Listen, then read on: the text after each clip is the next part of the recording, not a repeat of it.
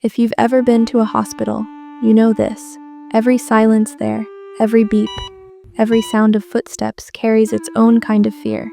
But I never thought that in that same place, I'd feel the most fear of all. Completely alone. My name is Anna. I'm 24 years old, and I live in Chicago. Just until yesterday, I was happy. I trusted my husband, Max, and we were both waiting for our first daughter. But yesterday, everything changed. You might be wondering, in a hospital, can something like this really happen?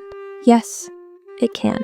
And this story is about my fear and my loneliness. If you stay with me until the end, you'll understand that sometimes fear isn't just a place, it's a feeling, one that stops you with every step.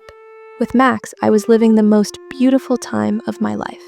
My eyes were full of dreams, a loving marriage, the happiness of our home, and the delicate joy of holding our child in my arms for the first time.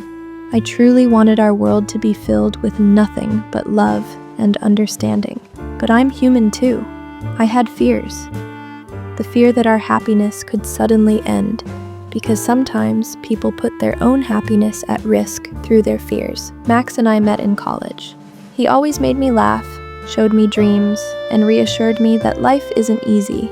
But when you're together, every difficulty feels lighter. But after marriage, something changed.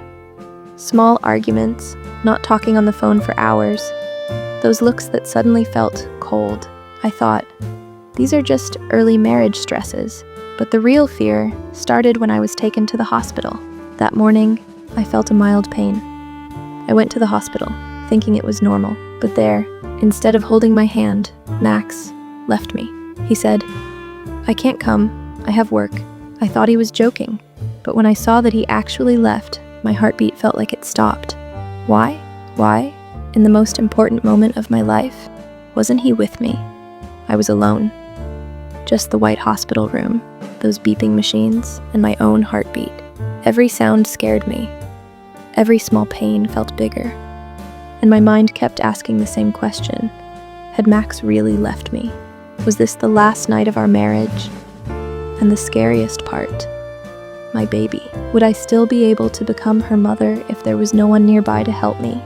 The doctors came. They told me I needed to rest a bit, but resting was hard. Every time I closed my eyes, an emptiness filled me from the inside. I tried to pick up my phone. Max's number, off. A message from Max, nothing. That's when I realized what the scariest feeling in the world is. Loneliness. When you know that the partner who always took your fears away has now become part of your fear. And then I understood that I wasn't just losing my husband. No, I was losing my dreams too. My happiness. My first daughter's smile. That moment that never comes back. Would I be able to hold myself together? Would I stop myself from breaking apart? I started counting my breaths. 1, 2, 3. Every time I closed my eyes, I hoped to feel someone's presence behind me. But there was no one. I told myself, "Anna, you're strong. You have the strength inside you to handle everything," but my heart was still afraid. That's when a nurse came in. She saw my condition and simply held my hand. No words, just hand in hand. That small gesture gave me such great strength. I realized love doesn't only come from having one specific person by your side. Sometimes it comes from within. And in that moment, I decided that I'd defeat fear, not live in loneliness. I pulled myself together. I sat up on the bed. I asked the doctor what I needed to do for my baby. I steadied myself and told myself that I'd prove I could be my daughter's mother. And then, for the first time, I spoke to my baby softly. Everything will be okay for both of us. I'm waiting to meet you. That moment. When I gathered myself, fear started to fall behind. Then, that moment came. My baby cried for the first time. I held her in my arms, and even the memory of Max didn't matter anymore. Because in that moment, I learned love, safety, and strength don't depend only on others. I became the biggest defeat of my own fear.